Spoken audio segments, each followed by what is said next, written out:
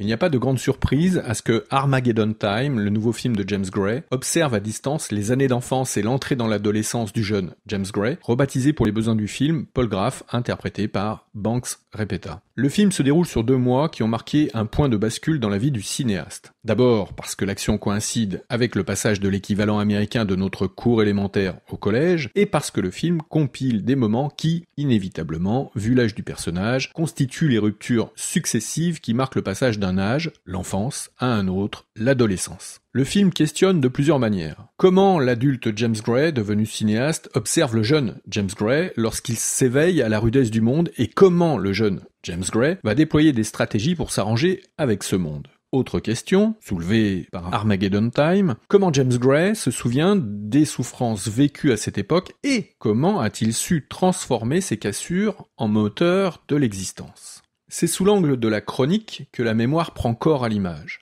Armageddon Time est construit selon un principe séquentiel qui ne s'en remet que très peu à une chronologie détaillée où les événements s'enchaîneraient selon une logique déterminée par les contingences du temps. Les péripéties existent, elles sont relatées de manière à ce que la trivialité de certaines d'entre elles souligne l'importance des autres. Attention cependant à ne pas considérer la banalité de certains faits énoncés comme des éléments secondaires. La subjectivité du propos leur confère une importance qui, si elle n'est pas flagrante dans un premier temps, se dévoile au fur et à mesure du récit. L'importance des événements est aussi affaire de rythme. Un rythme narratif indexé sur le fonctionnement singulier de la mémoire qui agit selon une logique qui appartient à chacun. Le degré d'intérêt des faits décrits s'inscrit donc dans un propos qui questionne la notion de durée, car la mémoire n'est pas susceptible de restituer la temporalité de l'événement passé devenu désormais un souvenir. Ainsi, le temps du film fonctionne selon un principe de nappe qui communique plus ou moins directement entre elles afin de composer un bloc mémoriel qui relève autant de l'affect que du sensitif ou de l'intellect. Ce schéma induit une sensation de flottement, de légèreté, qui se traduit par la magnifique photographie de Darius Ronji, le chef opérateur du film.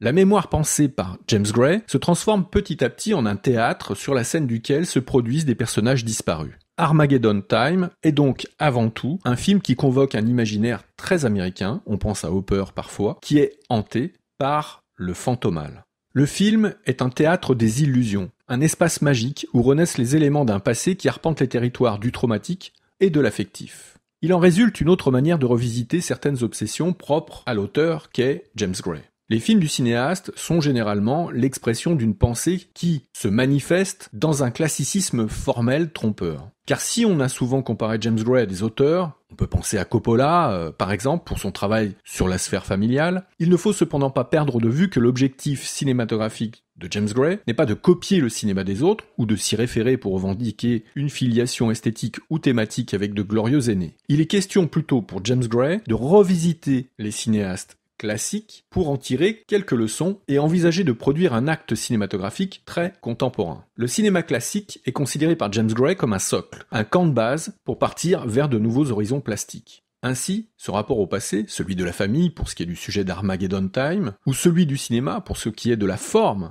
d'Armageddon Time, s'affirme par la volonté de soumettre le réel à l'épreuve de la fiction. D'ailleurs, les principes autobiographiques d'Armageddon Time confirment l'idée que l'homme, qu'est James Gray, n'existe qu'à travers la vision de l'artiste qu'est James Gray. Ce nouveau film accrédite la thèse que la vie et l'œuvre du cinéaste se confondent. Phénomène qui l'éloigne d'ailleurs de Francis Coppola, pour garder l'exemple cité plus tôt, pour le rapprocher plutôt de considérations artistiques chères à Woody Allen. Dans Armageddon Time, l'imaginaire cinématographique se substitue au réel non pas avec l'ambition d'assujettir le monde à ses désirs, mais au contraire pour trouver un consensus existentiel qui rendrait tolérable au cinéaste la conscience d'une certaine laideur du monde. Car Armageddon Time se plaît à décrire le processus qui a permis à un artiste singulier, James Gray, d'apprivoiser la fureur du monde dans lequel il a grandi. Cela passe par des concessions, certes, mais qui jamais ne parviennent à ruiner l'envie d'exister en assumant certains éléments constitutifs d'une identité atypique. Au contraire, c'est parce que James Gray a su faire l'usage du compromis avec le réel et avec les réalités américaines des années 1980 qu'il a su exploiter les possibilités offertes par son imaginaire. Et c'est ce qui est au cœur d'Armageddon Time. La facture du film, sous des airs de classicisme revendiqué, épouse, une nouvelle fois, une forme qui s'affranchit des principes narratifs traditionnels. À un enchaînement méthodique de péripéties, Gray préfère une construction qui associe des nappes sensorielles et ou temporelles. Armageddon Time se transforme alors en célébration du pouvoir évocateur du cinéma à travers la mise en évidence du pouvoir métaphorique de l'image cinématographique. En d'autres termes, Armageddon Time est une déclaration d'amour adressée au cinéma.